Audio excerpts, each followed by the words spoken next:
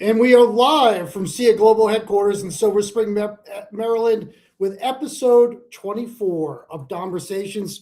We've heard from the audience for the last several weeks with eager anticipation for our next guest. And I couldn't be happier to start Donversations than with the CEO of Acre Security, Kumar Sokka. Kumar, welcome to Donversations. Thanks, Don. Appreciate it. Glad to be on. It's always exciting to have you right here, but also seeing the running man, you right next to you, gets me Kumar, motivated. January 2026 year. That's right. Listen, Kumar, you are the decision maker at Acre. You could easily send me an Acre t-shirt. I'd be happy to have a new cutout made. I'd be happy to represent this incredible brand in one of my future races. So we'll have to talk to Andrew about that offline, but would be very proud to do that in the future. But in all seriousness, thank you for taking time away from probably a snowball fight or building a snowman in this weather. I'm not sure that's possible in Austin, but in any case, I do appreciate you being here. And Kumar, you're joining a really incredible community of leaders that have joined Donversations over the last 4 seasons. We've had a number of CEOs that we're truly honored to have you be a part of. And I can recall probably 2 years ago, maybe a little bit more, when I first heard you speak at Secure New Ground. Yeah. I think you were in a different role at the time. And I can remember contacts in the audience saying, you have to watch Kumar. Kumar is going places. This is before you were announced as the CEO of Acre. And I have to tell you, in terms of all the guests that I've had on, somebody who's had an impact that quickly, I think it's been about 18 months at Acre, is really impressive to see what you've done. We're going to talk about that a little bit during this conversation. But Kumar, for my audience who is familiar with this, but you may not be as familiar, I know Donversations is must-watch television or programming among the management team at Acre. But just in terms of format, I'm going to ask you in a few minutes the big question. Then we're going to get to know you a little bit. I know some folks tuning in have known you for a long time, but we're going to ask you some personal interest questions, if that's okay. Absolutely. Then we're going to transition to industry questions. We're going to talk about what's top of mind for you as a leader and for Acre in the year ahead and what you're seeing in the industry. And then we'll do a lightning round, which is a combination of industry questions, personal interest. And then I'm going to give you the final word. This is where you can say whatever you want on any topic, and there's no pressure, Kumar. It's only going to go out to about 95,000 LinkedIn followers and the SIA community, et cetera. But in any case, you will have that ability. So let me start with this. And this is the big question. And when I have a guest on, it always stresses them out about what their big question could be. And I remind my audience, this is one of the few podcasts we don't provide the questions in advance. So Kumar hasn't had the opportunity to prepare for anything. He doesn't even know what's coming at him during this program, which shows his courage in coming on board. But so Kumar, for our audience, here's your big question. Was it more or less than 10 goals you scored while playing soccer in school? Definitely more. Definitely more than 10 goals. Come on. Listen, I'm conservative. I've got to manage expectations. That's not a reflection on you. I think you're an incredible soccer player. At the risk, come on, you can brag a little bit. At the risk of bragging, how many goals do you think you scored in soccer school? Man, so interesting enough, like I was playing kind of the halfback roles in soccer. So I was kind of the mid and left. And so I definitely had more than 10 goals. Later in life, so the last few years, I've been playing a lot more just because I can't keep up with all the youngsters out there, just because the stamina playing midfield is a little difficult. I've been playing forward. And so as I've been playing forward the last few years, I've been definitely scoring a lot more goals. So I used to play almost every Saturday here in Austin. And until last spring, actually, I tore my knee again. I keep doing it to myself. And so I've been having to a little bit stop playing soccer.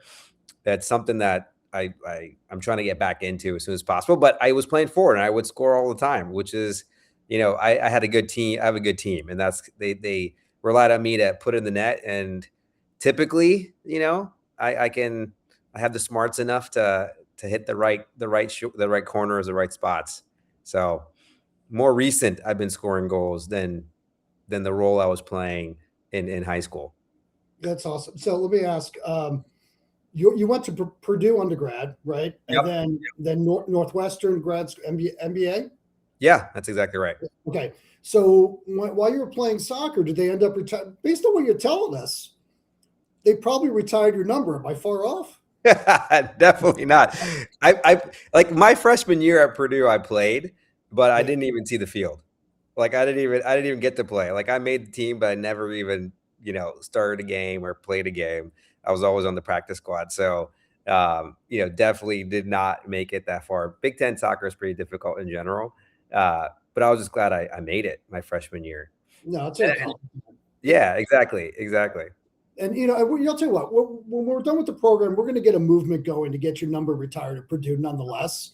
So we'll get our community leveraged and get something going. So let me ask. So Kumar, where did you grow up?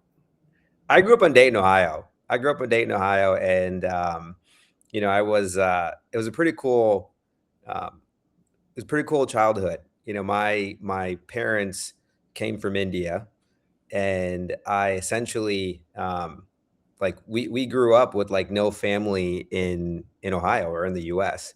And so my dad, when he moved to the U.S., he opened up a phone book and looked up all these common South Indian last names, and with a group of people from his office, and then we built this community. So every weekend we would hang out with all of our kind of Indian friends, which ended up becoming our family. I mean, today we even call ourselves cousins. And then and then I had friends through high school and soccer growing up. So I had an incredible childhood in Dayton, Ohio.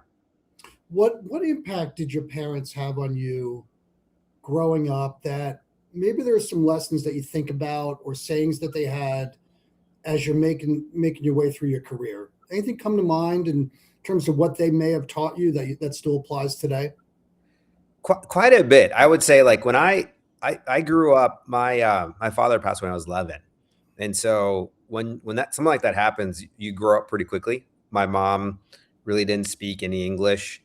My two older brothers were in college, and one was going on the way to college, and so I learned a lot from my mom. She was working 3, 4 jobs to survive and make sure that I had everything I needed, and then help me go to college as well. And so what I learned, so if I take that back, I learned the grit, I learned entrepreneurship from her. I learned to work hard, be organized, and that's a lot of my roots. My dad definitely was. He went to great colleges in India that brought him to the U.S. He was extremely hardworking. He was an engineer as well, and so I got a combination of the grit, the street smarts, with driving the education through me and my brothers. So it was really interesting. Like a lot of my childhood was my mom, also my brothers helping me grow up as well and teaching me the ways. And so it was somewhat of a community versus just my parents, which was nice. Well, your parents sound like incredible people, and obviously I could tell how much you're proud of them. So it sounds like a wonderful childhood, and I appreciate you sharing that. Absolutely. Let's talk about Acre. So if I'm not mistaken, it has, as I mentioned earlier, it's been about 18 months since you've been at Acre. And what have you learned? What would you say you've learned about Acre during that time that may have surprised you a little bit? Yeah, I mean, for wow, 18 months, and it's gone by pretty quickly. I think what's super exciting when I came on board, sitting in the other side in one of the largest access control companies, I was always concerned with the Acre Access Control kind of Phoenix acquisition that happened, and just the fact that it was and still is one of the premier enterprise access control platforms out there. And so knowing coming into Acre, knowing that platform was super exciting for me in general. But then as I came in, met the team, met the people. I mean, number one, the team and the people, I think just is incredible. That's one of the best parts of going to work every single day. On top of that, learning our integrators and distributors and customers, getting to know them. But outside of that, I think what was really interesting for me to learn about the technology is that um, it's not just one platform. We have two other major platforms that are also best in class. Our intrusion platform is a top market shareholder in Europe, and then we have one of the best enterprise um, visitor identity management platforms. Mhm. That's within the Fortune 500. We have a significant amount of customers that utilize that technology. So the fact that we have those, as well as a fantastic install base of just on-prem systems, you really have a formula of a great company where you can bring those technologies together. You have the install base, you have the distributors and the integrators, and then a great team to marry that. And so we're in a really good position. I think a lot of the industry and where they're going in terms of unification, we have the roots of that where we don't have to, build new. We have them, within the company. What do you think when you think about the access control market and where Acre sits?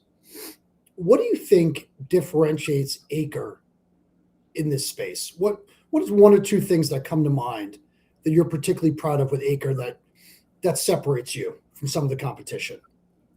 Specifically in access control, I think obviously there's two pieces to that. We have fantastic on-prem solutions. The fact that we're also Mercury based as well as very specific industry solutions that we can go into, like airports, healthcare systems as well. But then you have a fantastic cloud platform that's built for enterprise, right? So enterprise mindset first, and then taking that technology across the entire small to medium to large enterprise companies. And so, you know, it's great to have that mindset. I think having both of those, a very solid foundation of on-prem solutions and enterprise first cloud platforms, helps company meet where they need to. And then one of the things that we do is that we ensure that as our customers look to upgrade or look to move to the cloud, we have tools that can help them get there and bridge their current technology for the future. And then on top of that, we're obviously Mercury based, so we have this Mhm. open as you can get in our industry, which allows for that versatility for our customers as well. Since coming to Acre, I think one of the things I'm guessing you're very proud of is some of the talent that you've brought into Acre since that point. Absolutely. And you've had to rebuild a management team, and I know some of them. I know Andrew and I know Sarah who did a wonderful job, very insightful at securing the ground. Talk to me about the core values since you've been CEO. What are the core values within Acre that you've emphasized to attract the talent and then help move Acre forward? I think I take a step back on this one before we get to the values, because I think when you take a look at the industry, I always take a perspective of um, the impact that you can make, the mission you're behind, and the team that surrounds you. I think what's exciting about this industry is the mission we're all on, not just Acre, but as a whole. What we do, we protect, we help optimize, we help drive outcomes for buildings, not just general buildings, but also schools, healthcare systems, universities, commercial buildings, etc. And that's just a very strong mission. We all know we want people to be safe and have peace of mind. So the mission in general attracts a number of incredible talent. And then what we've taken that opportunity to work with the recruitment side of this and think about the impact that a of scale business in our industry can bring to an incredible mission. And I think that's super exciting for a lot of the individuals that we're recruiting for. And then the piece around this is the team. So if you surround great people with great people, you get an incredible combination. And so whenever we do recruiting, I actually introduce a lot of our leadership's new talent that we want to bring in to each other, because that gets people excited. Mhm. And so when you think about those three things, the mission, the impact that you can make at Acre in that mission across the industry, and then when you have great people, that always translates to other great people to come in. And so I had the opportunity to reach out to my network, bring some of those great talents in, and then they did the same. Not just at my management level, the level below that and beyond. We're just bringing incredible talent across the organization because of that simple concept of team, mission, and impact. Now, when you think about the values at Acre, we're always customer first. We have a strong growth mindset. We want to be, have courage with compassion, right? Those are all the kind of fundamentals that we have as an organization, and definitely move with some urgency. because we want to, get and innovate and be there first. But it's surrounded by that mission, impact, and team concept in a lot of ways, and how we look at talent. One of the things you and I both attended the Raymond James conference last month, and I Yeah. thought your presentation was excellent, and Thank it's you. one of the best I saw when I was there. And if I recall correctly, built in that presentation, one of your messages, and one that I think I've seen elsewhere through some of Acre's messaging, is moving the security industry forward, right? And that means different things to different people. And so, from your perspective, through the power and impact of Acre, what does moving the security industry forward mean in the Acre context, and what's Acre's role in that? Yeah, absolutely. And I think it's multiple ways in this. It's a great question. And I think it comes back to even our symbol. As we thought about everything we do has a purpose, whether it's the colors we choose at Acre, the symbols that we have, even how we, spell the word or capitalize certain letters. And I think when you think about our symbol, the bridge, a lot of moving the industry forward or moving or helping our customers move forward is that bridge. And what we mean by the bridge is in two or three different ways. One is absolutely bridging technology together. Like I started off with, saying that we're not just access control. We also have intrusion. We also have visitor management, identity management, and then we're bringing a video solution later on this year. So we're bridging technology together, right? Driving this unified strategy to allow for organizations to break silos, to be more optimal, to leverage, automation and AI when you bring more data together, right? So it's bridging that technology. The other side of this is bridging the moving from, legacy systems to new, or moving from on-prem systems to the cloud, right? So we also know that that's a bridge. It's an opportunity. When you think about those two areas, it really is, how do we move, companies, individuals, organizations, technology to those two areas of what we call one Acre, the unified story, but also ensuring that we're bringing and helping customers move from legacy systems or on-prem systems to the cloud. And then third piece to that is, we also know that all this is done, not tomorrow. It takes time. It takes effort. There's a journey behind it. So we've also invested in an Acre Solutions concept, where we're helping integrators take on those journeys of moving and unifying platforms to bridging from legacy and on-prem systems to the cloud. We're also investing in solutions, services to help support that, new tools, new concepts, to ways to work with us. And so that's how we want to help move the industry forward, right? Is leverage the technologies out there, leverage the cloud, but also take time, do it at your own pace. We know it's not immediate. And so hybrid systems are going to be there for a while. So we're definitely investing in our on-prem systems. So that also is part of helping move the industry forward as well. Agreed. Let me ask one more specific thing about Acre. Then I want to get your perspective towards some just general industry topics. Yeah. So thinking about Acre in the year ahead, you obviously have some significant goals. You referenced one of them that I want to talk about, Acre Video. So you just referenced it. What can you share? Is this something we're going to learn more about at ISC West? What are the plans for rollout? What does it look like? Yes, absolutely. So we're going to have a kind of our proof of concept version coming out at ISC West. And then the idea is in Q4 to have it for general availability. That's our mindset. And really, video has been a big topic for us for quite some time. It's, do you think about how video plays in the industry today? We want to make sure we're investing in our strengths, which is the access control, intrusion, visitor side of it. And we know video is growing more and more as the mold and in the mesh, and how you mesh that into intrusion and into access, but with the access first concept. And so our video solution is integrating into it. It's an Acre Video concept where we're bringing in, true video solutions, but also from an access and intrusion mindset, because that is our strength. And I think that's a pretty cool concept, which you'll see at ISC West. And we're pretty excited to share that. I don't want to share too many secrets on it, but it's a video solution with an access mindset, which I think drives a lot of differentiation out there.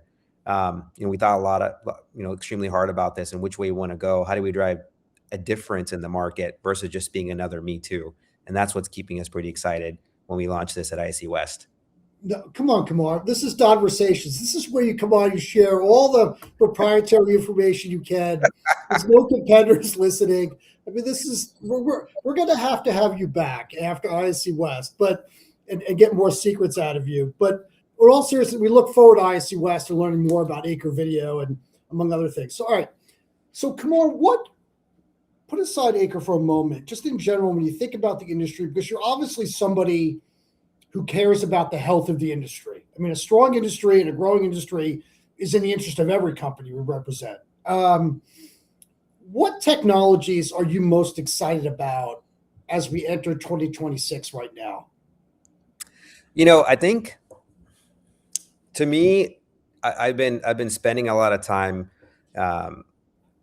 investigating how do you add value quickly in an organization, whether it's on the product side or whether it's internally.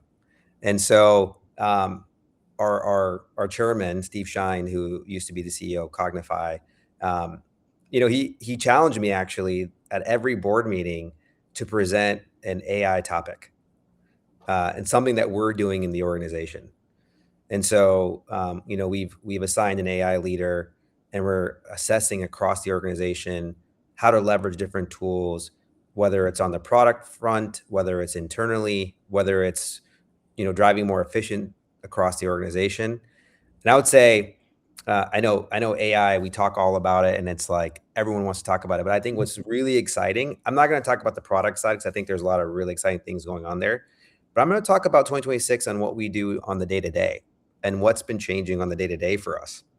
And so, and I would say a lot of organizations can take advantage of this. I'm sure that, whether you have Copilot or you're leveraging Google apps. So we're a Microsoft shop, and we've actually invested in Copilot. And so we have a bunch of licenses that allows us to leverage Copilot to a specific level. And so what's really interesting is that we did a training. So the first week in January, like you said, 2026, let's leverage the tools out there. So the first week in January, we actually got our management team together, and we had a 90-minute training on Copilot. And yeah, I would suggest a lot of people do this because you don't realize what you can do with it. And I would say there's 3 areas that I'm using now that I learned in that January session, which is pretty exciting. One is there's an obvious, leverage the AI note taker within Copilot, right? Like every single meeting now, we turn that on, and it literally summarizes all of your discussion and then gives you action items. And so even if you're not there, which is pretty cool, even when I'm not in certain meetings, I can go back and there's an option to say, ask the facilitator, which is the AI note taker in that, to give you a summary and give you feedback from that meeting, even if you can't make it. I'm using this thing almost daily now because I'm in double, triple booked. So that's one huge one. There is a search engine within Copilot called the Researcher. And so if you go in Copilot, it's a web-based app. It's linked to all of your Microsoft apps. And literally it's a researcher tool where you can type any question you want, and what's ever connected to Teams, you can literally get an output. So if you want to say, hey, give me the revenue for this region for the last 12 months, and tell me the reasons of why they got the growth they did in the pipeline behind it, it'd actually pull it for you. And it'll give you a summary based on all the different documents that you've been putting together for presentations behind it. Right. So it's like, you know what I'm saying? Like, I think we talk a lot about what our product is going to look like with AI, which is what we're doing internally as well. But I think what's really interesting about 2026 is your day-to-day can definitely change with tools that you probably don't even realize you have and you have access to today, that if you do a little training, if you take a little time, start the year by doing that, you're gonna become a lot more effective and efficient. So have you found that your management team that went through that 90-minute training, they're putting this into practice similarly on a regular basis? Yeah, I'm getting pings all the time on how they used it for something, which is pretty cool. And then so now we're actually gonna launch that for the next level down as well, and then take it through the organization. You mentioned a few minutes ago, or alluded to integrators and some of the things that Acre is doing for integrators, in the year ahead in terms of tools. We have a really large integrator audience that tunes in, and it's also part of our membership, right? And as you know, we have a very strong relationship with PSA and its integrator community. Yeah. What what advice? There's so many challenges, but opportunities for integrators, this year, right? What advice do you have for the independent integrators right I now? think, Yeah. for me, I think the independent integrators is where I see such a significant opportunity. Like, we do spend a lot of time on both sides, right? Our large regionals and large nationals and globals.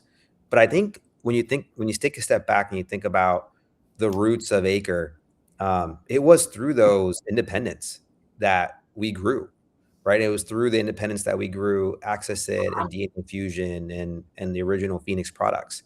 And so to me, there's so much heritage and history and success with them that what we're trying to do with our investments and what we're trying to do, move into this year, and what I learned a lot from last year is to make sure that we support them because they're continuing to get they continue to have those end user relationships. They continue to, um, grow with them.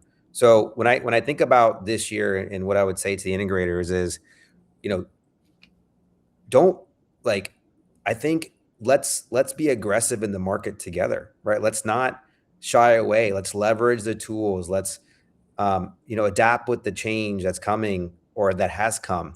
We're growing significantly with a lot of these integrators in the cloud. And I think continue to push the limit on those aspects, continue to, test and demo those new technologies to leverage for the future. I think you have to do. Like our industry, we talk a lot about like installation, implementation, what AI can do there. What does it mean for the manufacturers to go spend time at the end user to drive specification? We're all trying to grow, right? And so you need to have the time at the end user. And I would say we're only going to do that to bring opportunities to our integrators and the best integrators that we partner up with. And I feel for a lot of our integrators are the fear that that they may not be staying in front of the times. But I think those independents can move quicker and are more agile to be able to train an organization and a team to leverage the tools, to move to a new technology, to leverage unification, to bring value in different ways because they are a little bit more agile. So to me, I think just continue doing what you're doing and double down on where the industry can go. What is one area if you had one wish for integrators in 2026, where you want there's one area where they're going to increase their proactivity, right, and really embrace change for the sake of survivability as an integrator and growth? What is that one area that you would recommend that integrators really double down on? Is it, I'll just, as you're thinking about that, is it training of people? Is it enhancing AI knowledge? Is it, testing more, as you just alluded to, testing more and more product, or is it something else?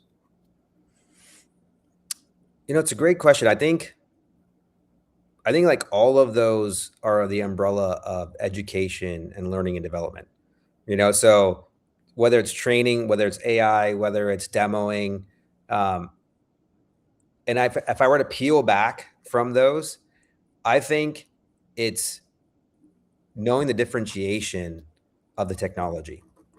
So it's one thing to, I think a lot of times we're comfortable with what we know, and then we're comfortable with leveraging what we know to drive a certain solution, right? I think where we should push the limit in the training is what makes it different, what brings value to the end user, and what's that outcome, right? Like if we really think about that, that will drive a narrower focus, and then you double down there, right? If you truly understand why this solution, why this level of technology has this differentiation, which is going to provide this level of outcome for our end user, then to me, I think you double down on that type of level of training, right? Whether it is a technology from a manufacturer, whether it's AI, it's knowing the outcome that you have Mhm. that you can get from it first versus, I've done this for the last 10, 15 years or 5 years. It's knowing what can this give to me now for the next 5 years. And I think that to me is a little bit of a different shift that I think people can leverage, right? And that might open your eyes to even, leveraging even new integrators or new integrations and new technology that you probably have never even seen, right? And I think that's the piece that you And should push for. And that's really good advice for them. Kumar, we're going to move into the lightning round cool. now.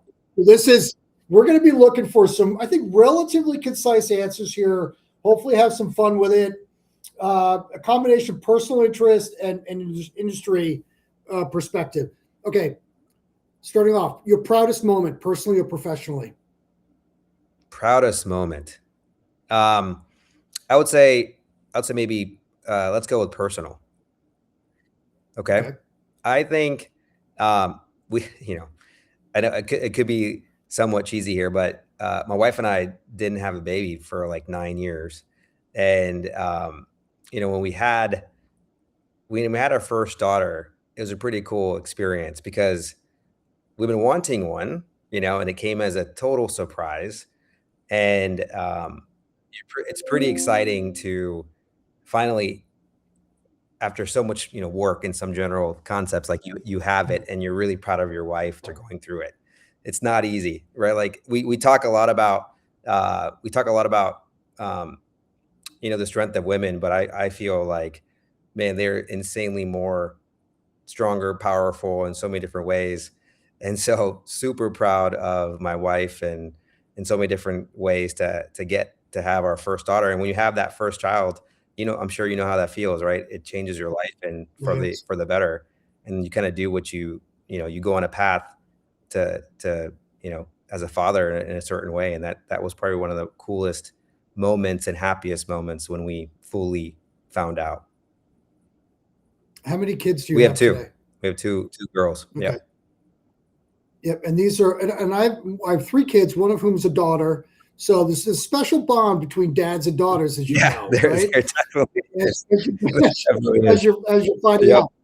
By the way, I look forward to them being future Rise young professional members of SIA when the time is right, and women in security forum too. Okay, so if I'm in Dayton with you, and you have the opportunity to have dinner with a major prospective customer, which restaurant are you going to bring the customer to? There's these classic places, and I'm a Marion's Pizza type of person. If anyone knows Dayton, Ohio, it's like there's this pizza joint that is just, it's packed every single night. It's the vibe of the city. Everyone knows Marion's Pizza. People know it so well that they ship frozen pizzas across North America from this place. So when my son was applying to college, he looked at the University of Dayton, and I believe we had pizza there, right? It wasn't the Pine Club. I thought you were going to say the Pine Club, but I'm glad you're very down to earth. I'm glad you went with the pizza. So you're reflective of the industry. Okay. Fill in the blank. The industry could be most disrupted by what in 2026? Can be most disrupted in 2026, huh? Or shortly thereafter. Let's say next 1 to 3 years. We'll broaden it out a little bit. Okay. I think there is this there are these disruptors that I think where the enhancements of more edge devices, like just in general, I think where you could see the controller go from an edge device level in terms of connectivity, in terms of going to 5G, could you go more wireless? I think people are going to want things to be easier integrated and easier kind of implemented. And so with the level of, edge devices being more smart, could you also go wireless? I think that would be an interesting next 3 to 5 years. There's going to be a push there. And I think technology, especially hardware, for seeing it too, as well as software, we all know that you're going to see a pretty good spike in just the number of innovations coming out from that side of things, just because data is going to be so much more accessible everywhere. Which book has most impacted your life? I think it's a very common book, The Alchemist. I think The Alchemist has always, I don't know if anyone knows this, Paulo Coelho, he wrote this book about the journey. And every time I read it, every time any new role I take, I actually read that book. And that book kind of gives you different perspective. It's a great book, so I probably read it 10 times. That's great. I haven't read it. I'm going to order it right after this. Who is going to play Kumar in the movies? The first person I came to was Brad Pitt, just because, just the way he is, right? That's a great question. Why is it that every male guest that comes on goes right to George Clooney and Brad Pitt? I don't. There's just that desire, the Legend of the Falls, right? When you see him in the movie Legend of the Falls, you're like, I want to be like that guy. Yeah. You know what I mean? Yeah. I'm not faulting you, but it's common. I know. Yeah. All right. So Kumar, just a couple more. Swimming or pickleball? Which would you choose? Pickleball for sure. Pickleball for sure. I've only played a couple times, but I used to play tennis growing up, so I'd pick up a battle. All right. Summer or winter? Always summer. Always summer. Legos or card games? Ooh. Card games. I would have went Legos with you. I mean, the engineering side of it, and so but Dayton, Ohio, we played euchre growing up. I played euchre for like. Yeah. You know that game? Do you know that game? Well, yeah, I do. I mean, there goes the gift I was going to send of Legos to every guest that we said, but anyway. All right. Last two. And this is one of my favorite questions I ask a guest. If you were to put 2 or 3 people from your life, now it could be personal life, it could be professional life, on a Mount Rushmore, who would they be?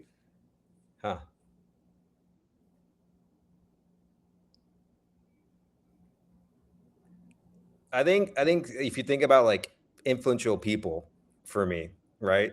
Obviously I would choose my mom, just because like what she did for me growing up kind of made me who I am, the roots of who I am, and instilling the values that I have today in like the most influential time in my life, right? I think that one for me is a big one. But if I were to choose another one, which may be a little fun here, I'm a massive LeBron James fan. Being from Ohio, the longevity, the love for the family, taking care of himself and thinking through that, and just the excellence of so many years. That would be a big one. And maybe the other kicker here is I grew up. Both my brothers went to Duke University, actually. So I grew up being a massive Coach K fan. And so I've read a lot of his books and his leadership style, like what he does to motivate the teams, the focus, the grit, but also the incredible love he has for his team, for his players. I love his leadership style and the way he kind of drives that home with compassion, but also with accountability. It was pretty cool. You kind of threw me with the LeBron one. I mean, I didn't see that coming. I mean, we're always making history on Donversations, but that was the LeBron one, like everyone who knows me, like close friends, they know how big of a LeBron fan I am. It's funny. I didn't know. My son has a LeBron bobblehead at home. I should probably box that up and send that to you. Maybe instead of the Legos, I'm going to send a LeBron bobblehead. I get arguments about LeBron. I keep defending it. All right, Kumar, we've covered a lot of ground, and I think what's been really valuable is your perspective towards the industry. I mean, first, 2 things. One, we've learned more about Acre and where Acre is going, and it's obviously a lot to be proud of. And I look forward to hearing more about Acre Video and other things at ISC West. And then you talked about the industry with some good, among other things, advice for integrators and technology that you're watching. At this point, I want to give you the final word. So on any topic impacting the industry, feel free to offer a few words of advice or observations and And with that, I'll have a closing word and we'll leave it there. But the floor is No, I yours. appreciate it. I think, good summary from that perspective, right? If you think about a lot about the industry, I think where we're talking a lot about now is this, platform concept where you're bringing multiple platforms together so you can break the silos, you can leverage data, you can marry software and hardware together and bring services to really drive differentiation. I think people are moving away on understanding how to implement cloud solutions, but now it's that next phase, which is the unification. And I think really from there, when you unify the software and the hardware and bringing services around it, and then you're really now being able to leverage the AI tools and the data tools that are out there, because they're all kind of, you're breaking those silos for that to leverage, which is pretty exciting. But at the same time, like, I think what I've seen in my time at Acre and even my previous role at LNLS2 is that, our industry is rooted in technology that is reliable, that it's proven. And we need to ensure that we also invest in that heritage that our industry has in that install base, where, you have to ensure that you're protecting some of the most critical infrastructure, the most important people out there, whether it's our family, whether it's our friends, whether it's the people around us. And so really, when I take a step back and think about Acre as a whole, I think, yes, technology, unification, the platform, how to leverage the innovation that's coming when you build that platform. But I also think about, you have to continue to think about the heritage that we're coming from, the proven, reliable technology, because we're so mission driven, because we make an impact, because our systems are so critical for so many companies and, schools and hospitals out there. You can't forget about that either. And so I think really summing that up is our thought process. And I think about that every single day, right? I think we all love the flashy new stuff, but at the same time, there's a root and groundedness where at Acre we came from, right? And where a lot of the industry is at today. So when I think about the integrated community, yes, for sure, think about where you're going, think about the outcomes that you want to provide and bring value to end user, but don't forget what made you who you are, right? I think we're sometimes afraid of where the future is taking us, but there's simplicity in what you did today, and there's simplicity in where you came from that gave you success. Take those roots, take those values, and bring that to what's happening next. And I think you're going to see the success, and bring partners along. Be open with technology. We're not going to change our business model in any way. We still value the integrators the same way. We still need to work together and partner. But we all want to grow. We all want to get to the that path of and that journey of bringing more outcomes to our end users.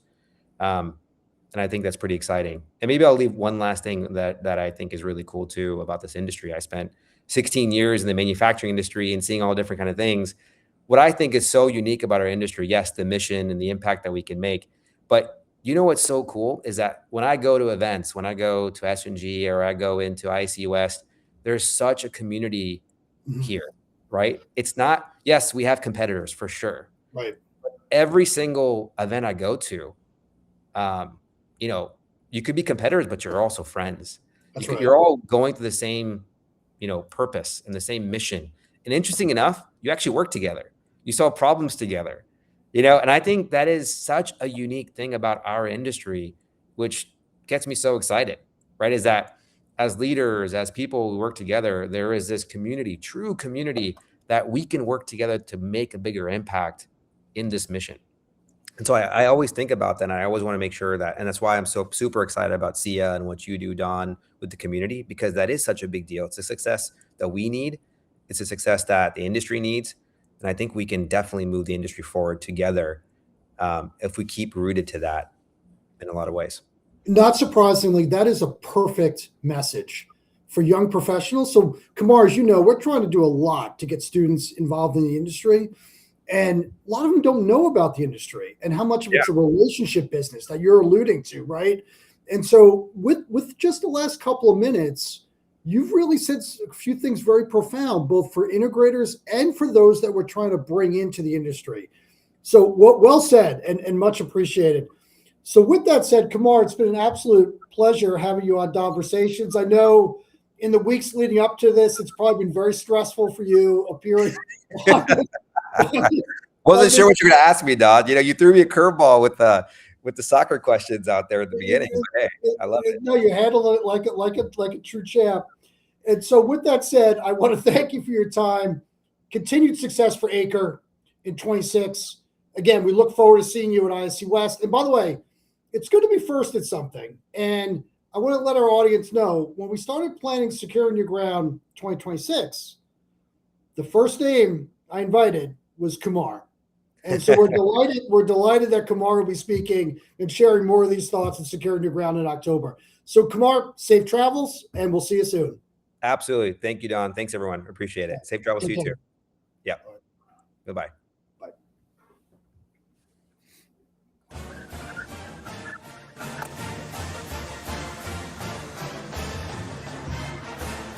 You know what that is, right? Is that Purdue? Yeah, it is. Fire